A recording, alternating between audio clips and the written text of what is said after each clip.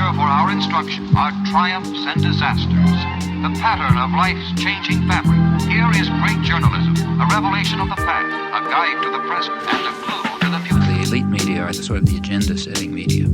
That means the New York Times, the Washington Post, the major television channels, and so on. They set the general framework.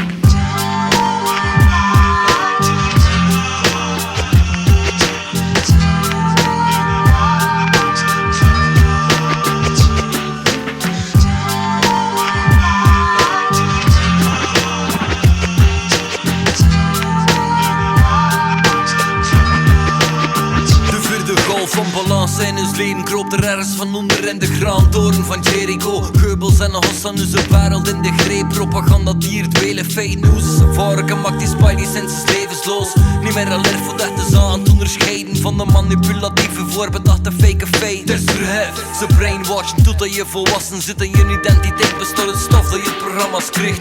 Continu agressieve communicatie en at home in NPA, iets complexe situatie. Het is verschrikkelijk, af en toe is op je de bladen dat stukken zeverke gezeten door publieke meisjes en dan niemand reageert. We lachen al met Trump, met Turkije, met Polen, Brazilië. We kunnen alleen lachen met racisme als zo blik dat er niemand grond ziet in de verrechtsing van onze maatschappij. En zeg me dat het waar is, dan volgen in mijn raps maken. Maar misschien moet vluchteling wel binnenkort een ster dragen. Niemand ziet het kwaad, er ligt te rusten in de verflagen van het offerschil voor de verleden dat we wegstaan. Niemand wil het weten, is beschaamd, maar de cyclus start opnieuw op het moment dat de herinnering vervaagt. En ik vraag, wat dan we nog weten van het verleden, dat we niet eens kunnen vertellen, want dat terecht is al het heen. Hoe kan dat?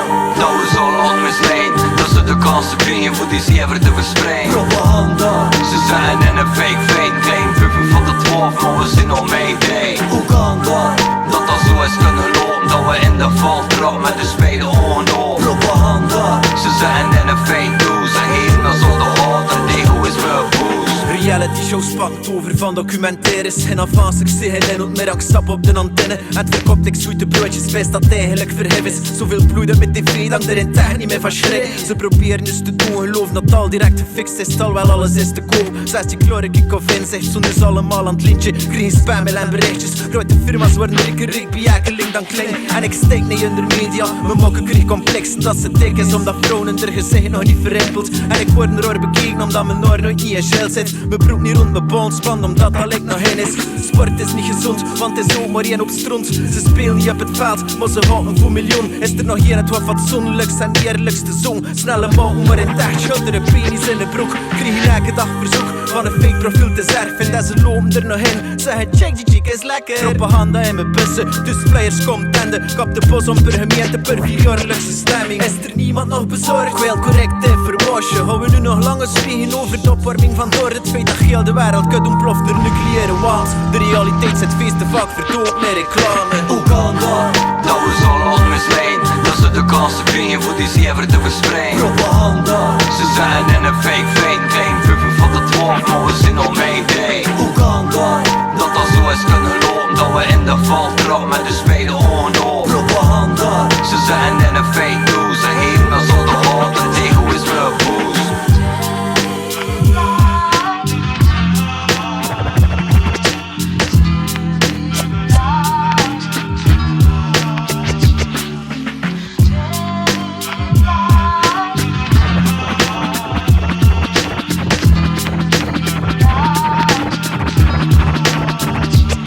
Hier komt al het beeld binnen uit de hele wereld via de beeldagentschappen. En dat wordt permanent in de gaten gehouden.